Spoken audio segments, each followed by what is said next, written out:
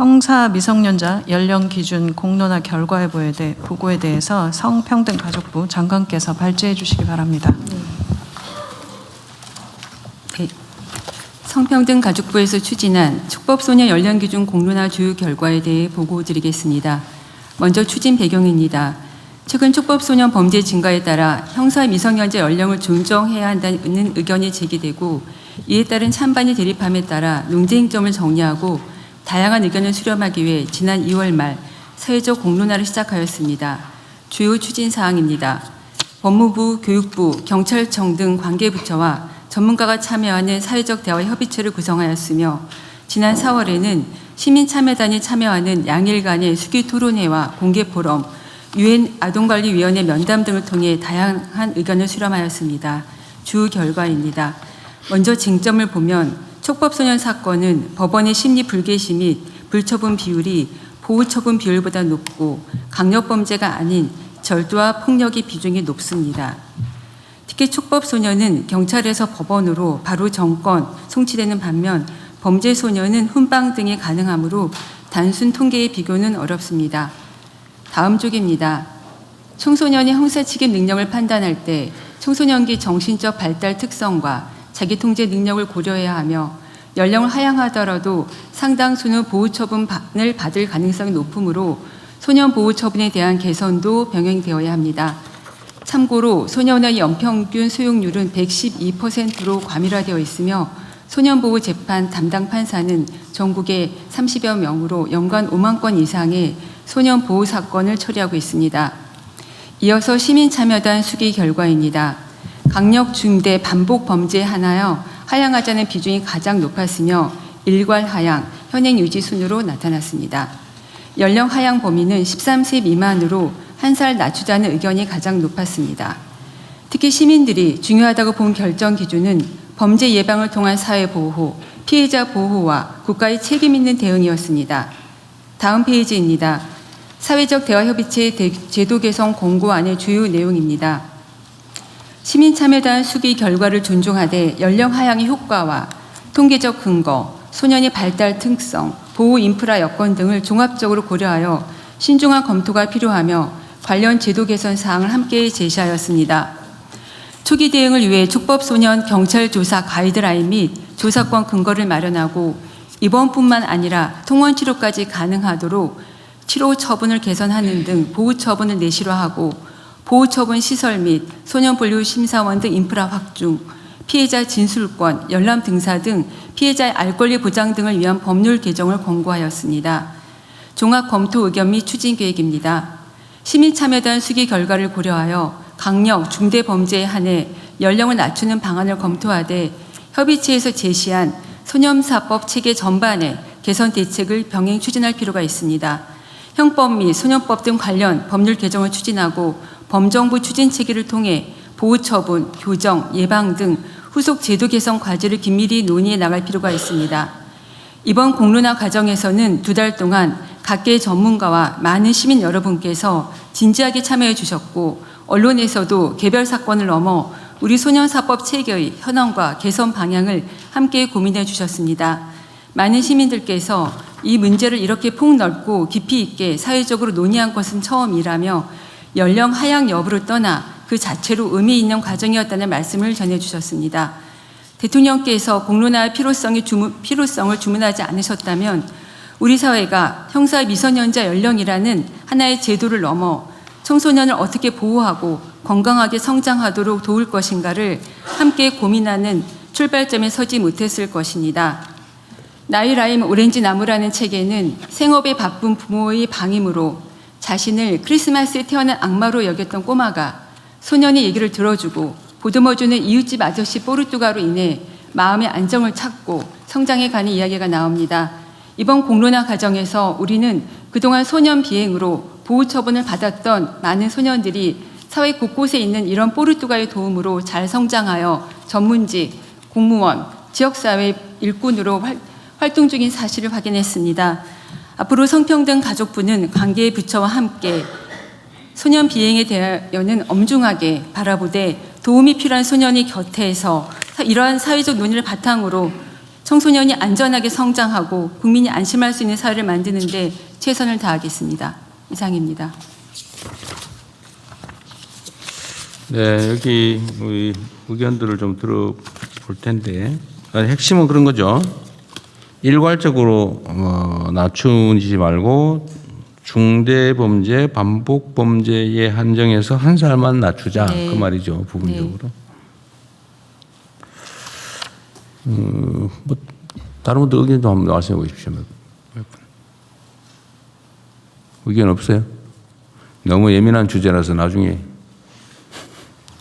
네, 그 토론 과정에서 교육부 같은 경우에는 좀 신중 검토, 신중한 아예 낮추지 말자. 네, 그것이 어느 정도의 교육적 효과가 있을까에 대해서 고민도 많이 했는데 긴 토론 과정을 성평등가족부와 같이 지켜보고 하면서 최종적으로 결론 내린 조건부의 하향하는 방침에 대해서 적극 공감하고요, 동의하고 그럼에도 촉법소년 연령 하향 여부와 별개로 교육부에서는 원래 우리의 정책 방향인 그 교육과 회복이라고 하는 방향을 유지하는 가운데 우리 학생들이 특히 범죄에 빠져들지 않게 위기 학생의 조기 발견을 적극적으로 실시한다든가 경찰이나 병원 등 전문기관과 연계를 강화해서 학생의 회복 탄력성을 강화할 수 있는 교육 체계를 더욱 강화하는 방향으로 협력하기로 했습니다.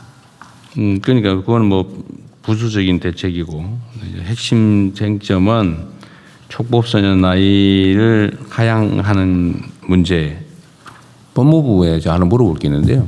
예, 만약에 반복 범죄에 대해서 이제 나이를 낮추면 그러면 첫 번째 소위 초범 행위, 첫 촉법 행위에 대한 기록은 남아 있어서 확인이 가능한 겁니까? 이게 만약 그 심리하지 않는 걸로 결정돼 버리면 아예 3년이면 기록 자체가 없어집니다. 그러죠. 기록 자체가 없어져 버리잖아요. 네네. 그런데 반복 범죄인 걸 어떻게 확인하지? 뭐 그런 문제도 있고요.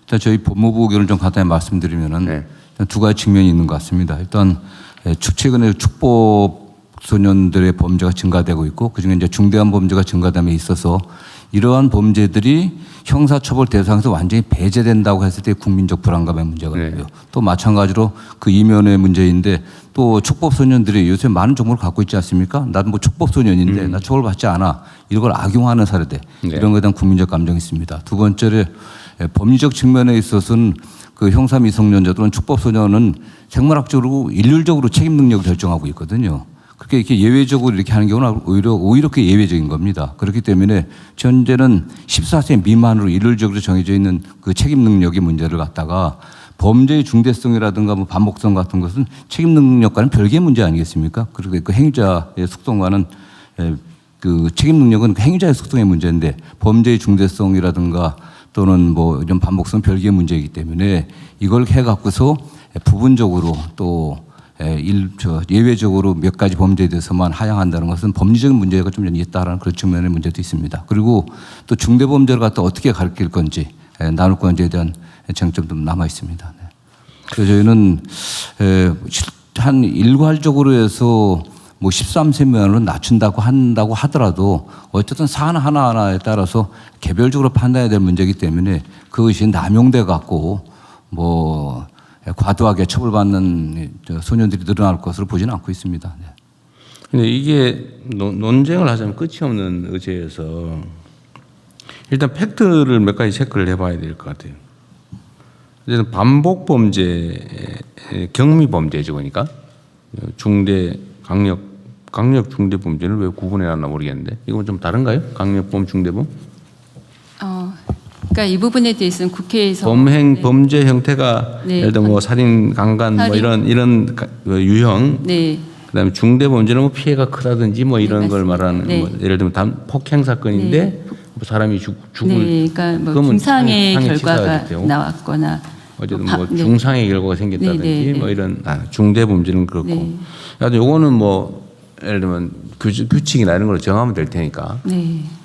그 문제는 아닐 것 같은데 문제는 반복 범죄를 판단하려면 그 종전 범죄 기록을 남겨야 되는데 이 촉법 제도의 취지가 기록 자체를 아예 없애버린다는 거잖아, 그죠? 예, 심리하지 않게 되면 3년 후면 아예 수사했다는 거, 3년 입건됐다는 기록 자체가 그럼 없는 3년 동안은 기록이 남아 있어요. 네네.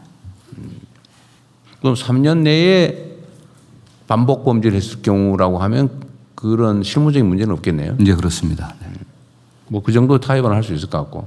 네. 어차피 지금 3년이면은 14살인데 11살부터 저지른 거라면 어차피 재배고 3년 지나면 어차피 14살 넘어서 통상 형사범이 되니까 네네. 그건 뭘 문제 없겠네요. 네네.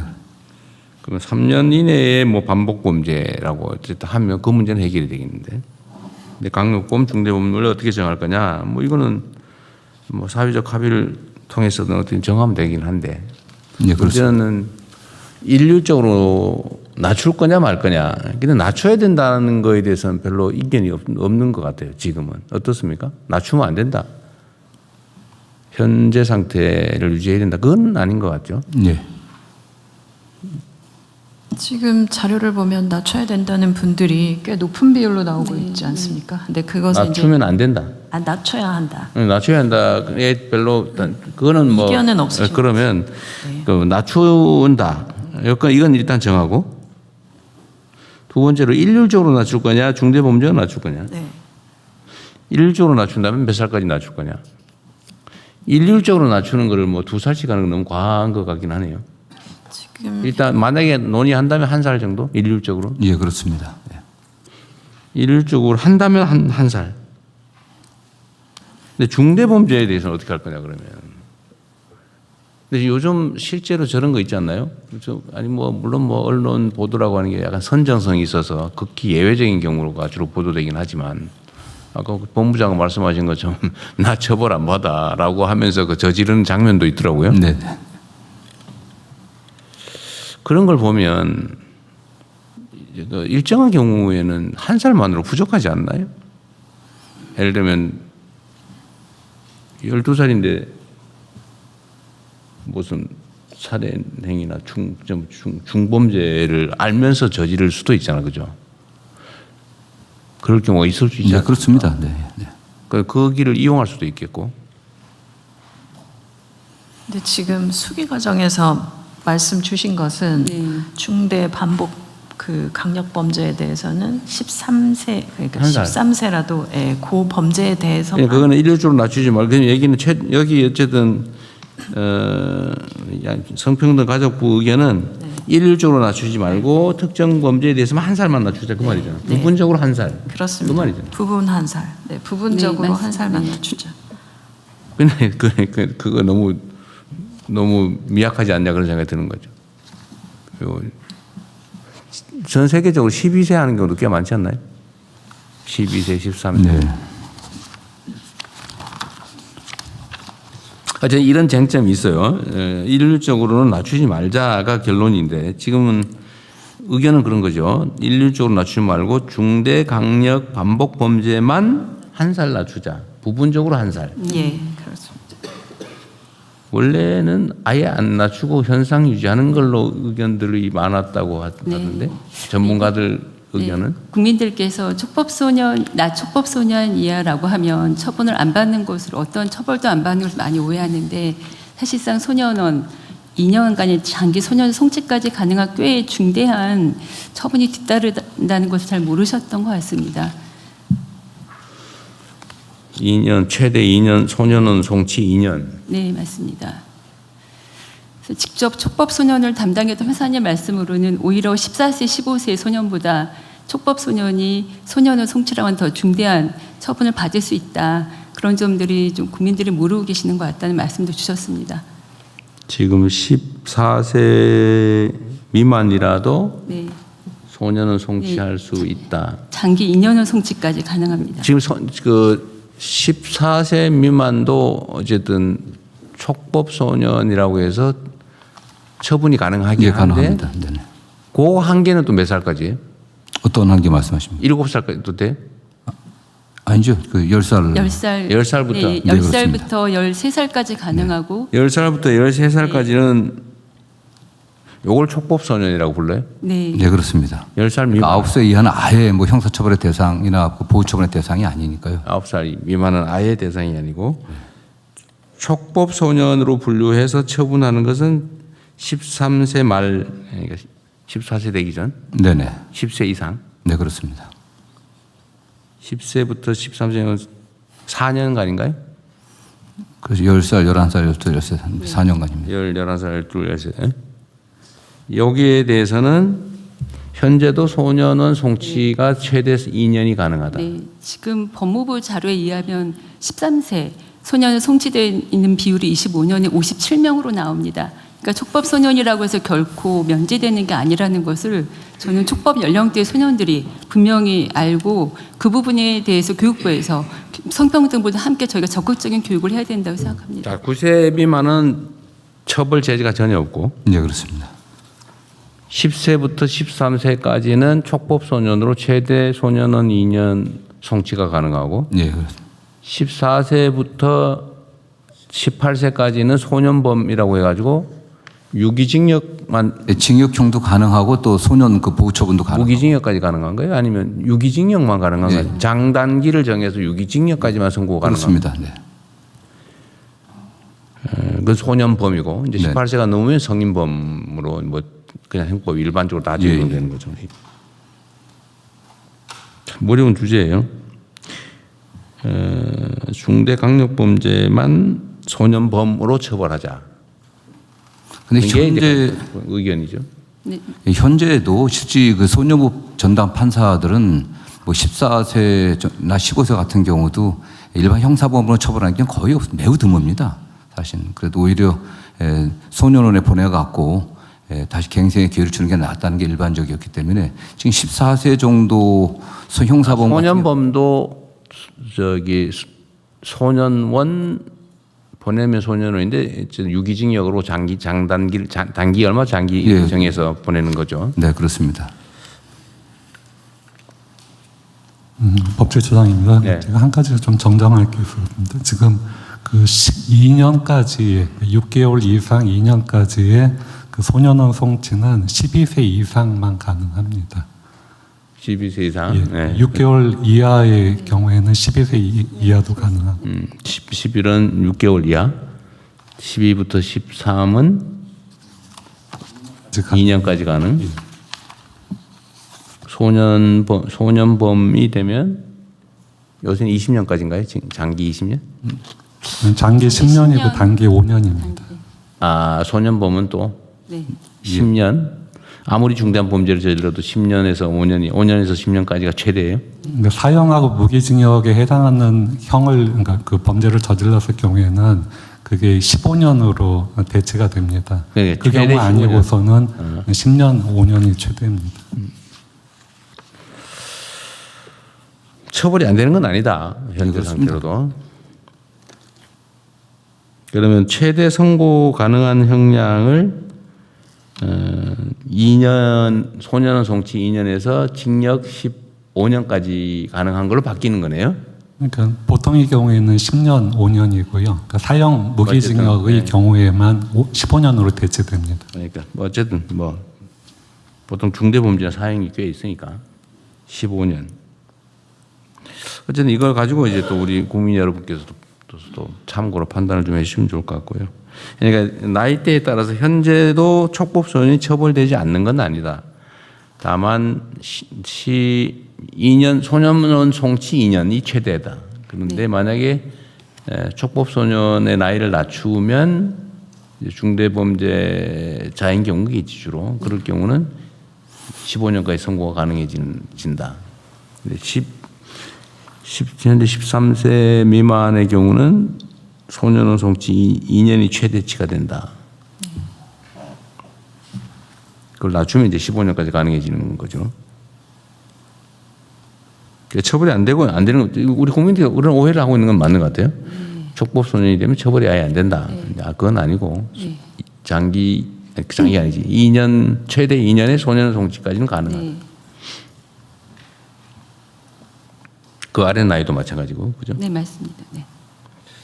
다만 뭐 그 형사범일 때하고 소년범일 때는 차이가 나는 게 소년원에서 뭐 2년 있다고 하더라도 전과 기록이 남질 않기 때문에 향후 뭐 공직에 들어간다거나 할 때 아무런 장애가 되질 않습니다. 그 차이가 굉장히 크죠, 사실요. 아, 그래서 이재명이 소년원 얘기가 나온 거구나.